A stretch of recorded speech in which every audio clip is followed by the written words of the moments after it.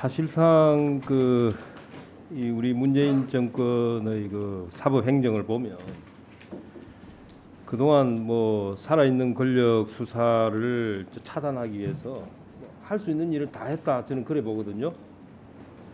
뭐 직제 개편이라든지 인사 학살, 또 수사지휘권, 또 검찰총장에 대한 징계, 직무 배제, 뭐 이런 법 제도를 악용하는 그런 조치들을 뭐 다 했었어요. 그리고 또 공작, 조작까지 남발했다. 불법 출금, 또 보고서 조작, 독직 폭행, 또 범죄자들하고 같이 또 합세를 해가지고 하는 뭐 하여튼 살아있는 권력을 수사를 못하게 하기 위해서 온갖 일을 다 한 거다. 알고 계시죠? 그런 비판적 예. 시각이 있는 것으로 알고 있습니다. 근데 저는 이제 이렇게 범죄자하고 공모도 하고 뭐 여러 가지 다 하면서 이미 살아있는 권력, 문재인 정권의 실력자들에 대해서는 이미 검수완박이 되어 있었어요. 저는 그래 봅니다. 근데 이분들이 왜 갑자기 검수완박법을 또 부랴부랴 통과시켰을까? 예? 그 이유가 뭡니까? 유일한 이유가 정권 교체입니다. 그죠?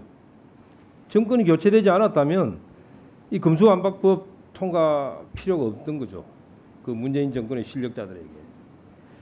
그러면 이 검수완박법이 사실상 살아있는 권력을 수사하기 위한 온갖 수단과 방법을 동원하다가 마지막으로 결정판인 거예요. 살아있는 권력 수사를 못하게 하는 결정판. 그러니까 살아서는 살아있는 권력 수사를 못하게 하고 정권이 바뀌니까 나가면서 자기들 수사 못하게 검수완박법을 통과시켰다. 굉장한 대통령 아닙니까? 문재인 대통령님이 퇴임하면서 자기 수사 못하게 법을 개정해놓고 떠난다. 그러면서 조금 전에 제가 TV 보면서 깜짝 놀란 게 성공한 대통령 아니냐 하시면서 나오시더라고요. 정말 이 검수완박법이 통과되기 전에는 사실 그렇게 자신 있게 말씀을 못했을 겁니다. 아마 상당한 이 법이 통과되면서 자신감을 가지지 않았나 나는 그렇게 보는데 최대 수혜자겠죠, 이 법에, 이 검수완박법에.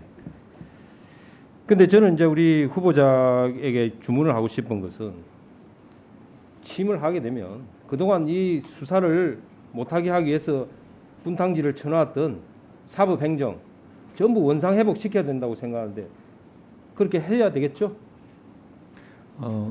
위원님 말씀하신 것 같은 비판적인 시각들이 많이 있고 그 부분에 저는 합리적인 부분이 많이 있다고 생각합니다. 그렇기 때문에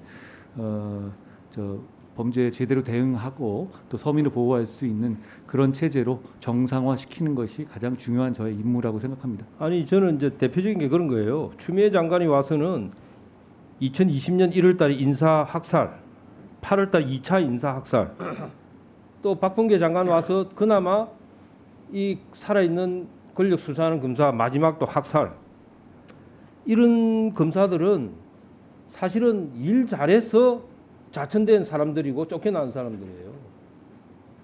복귀시켜야 되는 거 아닙니까? 제가 취임하게 되면 오로지 예. 능력과 공정에 대한 의지만을 기준으로 인사를 하겠습니다. 저는 그게 이 대한민국의 정의가 살아있다는 걸 보여줘야 된다고 저는 그렇게 생각하거든요. 아니 일을 잘해서 쫓겨난다. 그거 아니지 않습니까? 저는 이 정권이 교체된 이유가 거기에 있다고 저는 보거든요. 이 국민들께서 이 살아있는 권력에 대한 수사를 못하게 온갖 분탕질을 다 하는 사람들에 대한 심판을 했다. 이번 대선은 그래 보는 거예요. 근데 거기에 맞선 게 검수완박법이다. 그 국민들께서 용서하시겠습니까?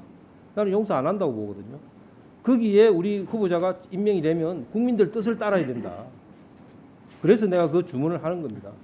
더군다나 더 나쁜 것은 범죄자들하고 이렇게 합작을 해가지고 조작하는 거 있잖아요. 이런 거는 사실상 대한민국 망신입니다.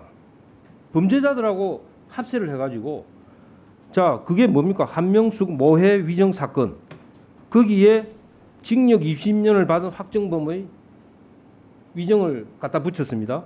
그다음에 라임 사건 알죠? 예. 그 김봉현 거짓 편지 가지고 수사지휘권 발동까지 하면서 했죠. 제보 사주 마찬가지 아닙니까? 거기다가 우리 채널A 사건도 마찬가지죠. 우리 후보자가 그렇게 당한 거 아니에요. 예. 네?